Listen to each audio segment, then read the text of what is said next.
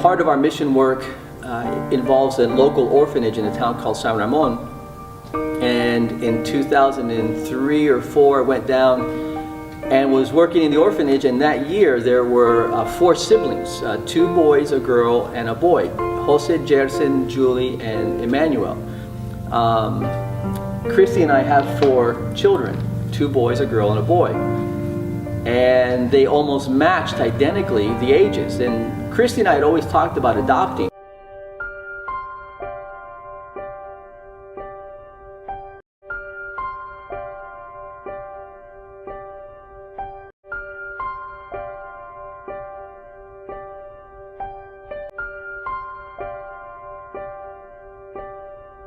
In 2010, after we got the phone call, we had to go to the office downtown in Costa Rica, and you know, and with broken hearts, we had to say we can't move forward. So we had to come back home and wait.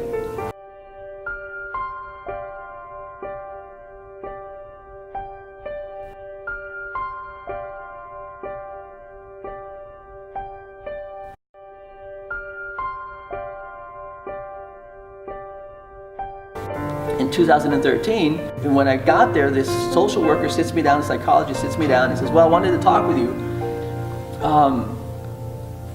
because you are a very important person in Julie's life, going all the way back through her papers and the documents. You're always there. Your family's there. You've been there. She talks about you all the time, and you're a very important person in her life. So in November of 2013, Olivia and I were going to go down together, but we couldn't afford to both go, so I went down on my own. And we had a conversation like a day or 2 before I left. A lot of time has passed. Julie's going to be 14 in a few months, and if we're going to do something, we need to do it now. And I said, have you thought about it? I've always wanted to tell him that I was ready to adopt her, but it was never the good time until he was telling me that he actually could go down and see her. And what'd you say, Chris? Well, it was just the thought of leaving her there, and it was, if it were me, I would want a family no matter how good my situation was at an orphanage. I would still want a family. And so that's I went down with, again, full of hope, knowing that we were all in agreement, and then having to see how Julie was, how things were going down there. The first night that we were there, she was in the kitchen at my cousin's house, and I walked into the kitchen and she's walking into my cousin's arms crying, and later on I asked my cousin what was going on, and she says, I just looked at Julie. She looked sad, which she does a lot, has her head down, and I said, Julie, how are you doing? And she just said, I can't take it anymore. I don't think I can take it another day. So at that point I knew that she wasn't doing well, that she wasn't thriving, and it was like Christy said, what she wants most is a family.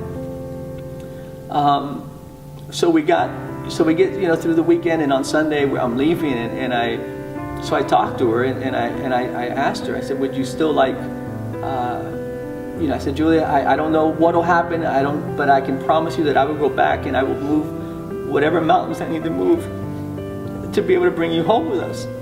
Would you still like to come and live with us? And at the moment she was, I think, a little shocked, and she was wiping the tears from her eyes, but then later we talked and she said, I've thought about it, and yes, I do want to go and live with you.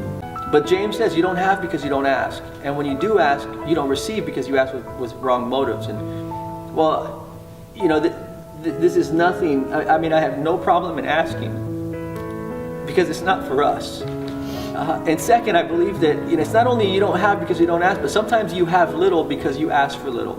And at this point, so much time has gone by. So many years have been lost that we don't want to spend 2 years on an adoption process. I want to be able to bring her home, Lord willing, next summer.